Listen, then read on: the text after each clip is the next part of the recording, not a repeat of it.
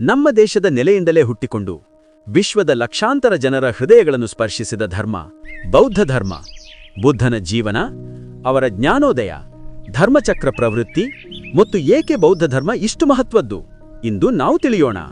ಬುದ್ಧನ ಜೀವನ ಕ್ರಿಸ್ತಪೂರ್ವ 563ರ ಸುಮಾರಿಗೆ ಲುಂಬಿನಿಯಲ್ಲಿ ರಾಜಕುಮಾರ ಸಿದ್ಧಾರ್ಥ ಗೌತಮನ ಜನನ. ತಂದೆ ಶುದ್ಧೋಧನ, ತಾಯಿ ಮಾಯಾದೇವಿ, ಸಾಕುತಾಯಿ ಪ್ರಜಾಪತಿ ಗೌತಮಿ, ಭವಿಷ್ಯ ಹೇಳಿದವರು ಅಸಿಮ, ಹೆಂಡತಿ ಯಶೋಧರ, ಮಗ ರಾಹುಲ, ನೆಚ್ಚಿನ ಸೇವಕ ಚನ್ನ, ನೆಚ್ಚಿನ ಕುದುರೆ ಕಂತಕ, ನೆಚ್ಚಿನ ಶಿಷ್ಯೆ ಕಿಸಾ ಗೌತಮಿ, ನೆಚ್ಚಿನ ಶಿಷ್ಯ ಆನಂದ, ಶೌರಿಕ ಶಿಷ್ಯ ಉಪಾಲ. ಮಹಾಭಿನಿಷ್ಕ್ರಮಣ ಅಂದರೆ ಅರಮನೆ ತ್ಯಾಗ 29ನೇ ವಯಸ್ಸಿನಲ್ಲಿ. ಪ್ರಥಮ ದೀಕ್ಷೆ ನೀಡಿದ ಗುರು ಅಲರಾ ಕಲಾಂ ರಾಜಗೃಹದಲ್ಲಿ, ದ್ವಿತೀಯ ದೀಕ್ಷೆ ನೀಡಿದ ಗುರು ಉದ್ರಕ ಗಯಾದಲ್ಲಿ. ಬುದ್ಧನಿಂದ ಪರಿವರ್ತನೆ ಹೊಂದಿದ ವೇಶ್ಯೆ ಅಮೃಪಾಲಿಕಾ, ಪ್ರಥಮ ಭಿಕ್ಷೆ ನೀಡಿದ ಮಹಿಳೆ ಸುಜಾತ. ಸಿದ್ಧಾರ್ಥನ ಬಾಲ್ಯ ಅತ್ಯಂತ ವೈಭವದಲ್ಲಿ ಕಳೆದುಹೋಯಿತು. ರಾಜನು ಅವನಿಗೆ ದುಃಖ, ಬಾಧೆ, ಮರಣವನ್ನು ಕಣ್ಮರೆ ಮಾಡುತ್ತಿದ್ದ. ಒಂದು ದಿನ ಅರಮನೆಯಿಂದ ಹೊರಬಂದು ವೃದ್ಧನು ವೃದ್ಧಾಪ್ಯ, ರೋಗಿ, ರೋಗ, ಶವ, ಮರಣ, ಭಿಕ್ಷು, ಶಾಂತಿ ಈ 4 ದೃಶ್ಯಗಳು ಅವನ ಜೀವನವನ್ನು ಶಾಶ್ವತವಾಗಿ ಬದಲಿಸಿತು. ಮಾನವ ದುಃಖಗಳ ಮೂಲವನ್ನು ಹುಡುಕಲು ಹೊರಟನು. 6 ವರ್ಷಗಳ ತಪಸ್ಸು, ಯೋಗ, ಧ್ಯಾನಗಳ ನಂತರ ಅವನು ಅರಿತುಕೊಂಡನು, ಅತಿಯಾದ ತಪಸ್ಸು ಸಾಧನೆಗೆ ದಾರಿಯಲ್ಲ. ಬೋಧ್ಗಯಾದ ನೀಲಾಜನ ನದಿಯ ದಡದ ಮೇಲಿನ ಬೋಧಿ ಮರದಡಿ ಆಳವಾದ ಧ್ಯಾನದಲ್ಲಿ ಕುಳಿತು 35ನೇ ವಯಸ್ಸಿನಲ್ಲಿ ಪೂರ್ಣ ಜ್ಞಾನೋದಯ ಹೊಂದಿದನು. ಇಲ್ಲಿ ಅವನು ಬುದ್ಧ ಜಾಗೃತನಾದನು.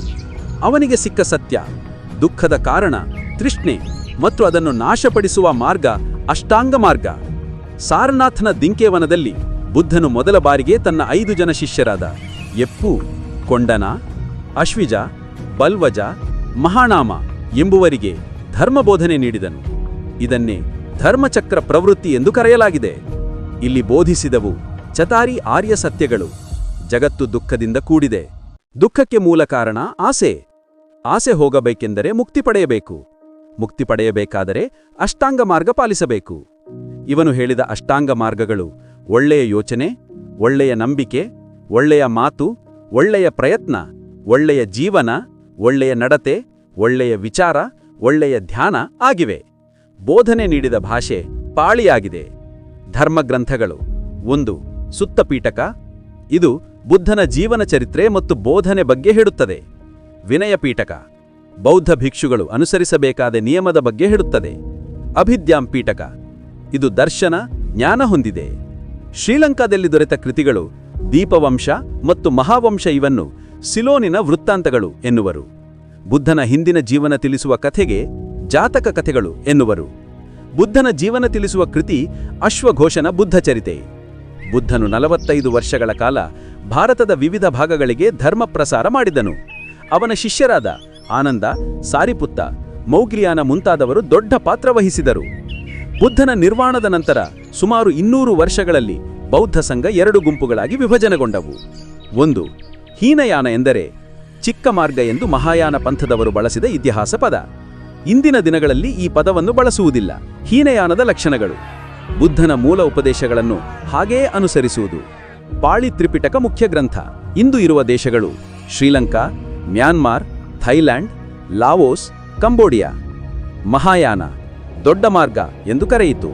ಮಹಾಯಾನ ಲಕ್ಷಣಗಳು: ಗುರಿ ಬೋಧಿಸತ್ವ ಆದರ್ಶ, ಅಂದರೆ ನಾನು ಮಾತ್ರವಲ್ಲ ಎಲ್ಲರೂ ಮೋಕ್ಷ ಪಡೆಯಲಿ. ಬುದ್ಧನನ್ನು ದೇವಸ್ವರೂಪದ ಜ್ಞಾನಿ ಎಂದು ಕಾಣುವುದು.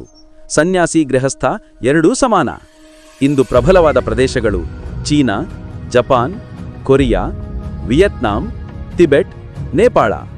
ಬೌದ್ಧ ಧರ್ಮದ ಪ್ರಮುಖ ಸಂಕೇತಗಳು: ಜನನ, ಎತ್ತು ಮತ್ತು ಕಮಲ, ಅರಮನೆ ತ್ಯಾಗ, ಕಂತಕ ಕುದುರೆ, ಜ್ಞಾನೋದಯ, ಬೋಧಿ ವೃಕ್ಷ, ಪ್ರಥಮ ಬೋಧನೆ, ಸಾರನಾಥ್ ಸ್ತಂಭ, ಮಹಾಪಾರಿ ನಿರ್ವಾಣ, ಸ್ತೂಪ ಆಗಿವೆ. 80ರ ವಯಸ್ಸಿನಲ್ಲಿ ಕುಶಿನಗರದಲ್ಲಿ ಬುದ್ಧನು ಮಹಾಪರಿನಿರ್ವಾಣ ಪಡೆದನು. ಸರ್ವಧರ್ಮ ಅನತ್ತ ಎಂದು ಕೊನೆಯ ಸಂದೇಶ ನೀಡಿದನು. ನೀನೇ ನಿನ್ನ ದೀಪ, ನಿನ್ನ ಮಾರ್ಗದರ್ಶಕ ಎಂಬ ಅಭೂತಪೂರ್ವ ಸಲಹೆ ನೀಡಿದನು. ಬುದ್ಧನ ಉಪದೇಶಗಳು ಇಂದು ಕೂಡ ನಮ್ಮ ಜೀವನಕ್ಕೆ ಬೆಳಕಾಗಿವೆ. ಬುದ್ಧರ ಪರಿನಿರ್ವಾಣದ 3 ತಿಂಗಳ ನಂತರ ಬೌದ್ಧ ಸಮ್ಮೇಳನ ನಡೆದವು. ಮೊದಲ ಬೌದ್ಧ ಸಮ್ಮೇಳನ ರಾಜಗೃಹ. ಸಮಯ ಬುದ್ಧರ ಪರಿನಿರ್ವಾಣದ 3 ತಿಂಗಳ ನಂತರ. ಸ್ಥಳ ರಾಜಗೃಹ. ಆಯೋಜನೆ ರಾಜ ಅಜಾತಶತ್ರು. ಮುಖ್ಯ ನೇತೃತ್ವ ಮಹಾಕಶ್ಯಪ. ಉದ್ದೇಶ ಬುದ್ಧನ ಬೋಧನೆಗಳನ್ನು ನೆನಪಿನಿಂದ ಸಂಗ್ರಹಿಸಿ ರಕ್ಷಿಸುವುದು. ವಿನಯ ಪೀಠಕ ಉಪಾಲಿ. ಸುತ್ತರ ಪೀಠಕ ಆನಂದ ಗ್ರಂಥಗಳನ್ನು ಬಿಡುಗಡೆ ಮಾಡಿದರು. 2ನೇ ಬೌದ್ಧ ಸಮ್ಮೇಳನ ವೈಶಾಲಿ. ಸಮಯ ಬುದ್ಧರ ಪರಿನಿರ್ವಾಣದ ಸುಮಾರು 100 ವರ್ಷಗಳ ನಂತರ. ಸ್ಥಳ ವೈಶಾಲಿ. ಅಧ್ಯಕ್ಷರು ಸಭಾಕವಿ.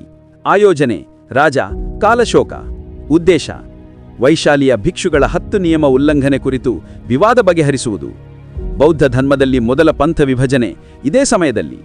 3ನೇ ಬೌದ್ಧ ಸಮ್ಮೇಳನ ಪಾಟಲಿಪುತ್ರ. ಕ್ರಿಸ್ತಪೂರ್ವ 250 ಅಶೋಕನ ಕಾಲ. ಸ್ಥಳ ಪಾಟಲಿಪುತ್ರ. ಆಯೋಜನೆ ಚಕ್ರವರ್ತಿಯ ಶೋಕ. ಅಧ್ಯಕ್ಷರು ಮೊಕ್ಕಲಿಪುತ್ರ ತಿಸ್ಸ. ಉದ್ದೇಶ ಬೌದ್ಧ ಸನ್ಯಾಸಿಗಳ ಒಳಗೆ ನುಸುಳಿಕೊಂಡ ತಪ್ಪು ಅಭಿಪ್ರಾಯಗಳು, ವ್ಯಕ್ತಿಗಳನ್ನು ದೂರ ಮಾಡುವುದು. ಬೌದ್ಧ ಧರ್ಮದ ಶುದ್ಧೀಕರಣ.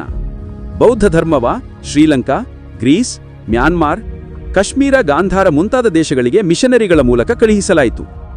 4ನೇ ಬೌದ್ಧ ಸಮ್ಮೇಳನ ಕುಂಡಲವನ, ಕಾಶ್ಮೀರ. ಸಮಯ ಕ್ರಿಸ್ತಶಕ 1ನೇ ಶತಮಾನ. ಸ್ಥಳ ಕುಂಡಲವಾನ, ಕಾಶ್ಮೀರ. ಆಯೋಜನೆ ರಾಜ ಕನಿಷ್ಕ. ಅಧ್ಯಕ್ಷರು ವಸುಮಿತ್ರ. ಉಪಾಧ್ಯಕ್ಷರು ಅಶ್ವಘೋಷ. ಉದ್ದೇಶ ಮಹಾಯಾನ ಬೌದ್ಧ ಧರ್ಮದ ತತ್ವಗಳನ್ನು ವ್ಯವಸ್ಥಿತಗೊಳಿಸುವುದು. ಬೌದ್ಧ ಧರ್ಮ ಮಧ್ಯ ಏಷ್ಯಾ, ಚೀನಾ, ತಿಬೆಟ್ ಕಡೆ ವಿಸ್ತರಿಸಿತು.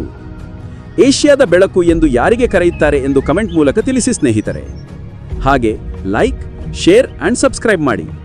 ಇನ್ನಷ್ಟು ಎಎ ಸಿನಿಮ್ಯಾಟಿಕ್ ಹಿಸ್ಟರಿ ವಿಡಿಯೋಸ್ಗಾಗಿ ನಮ್ಮ ಚಾನೆಲ್ ವೀಕ್ಷಣೆ ಮಾಡಿ. ಧನ್ಯವಾದಗಳು.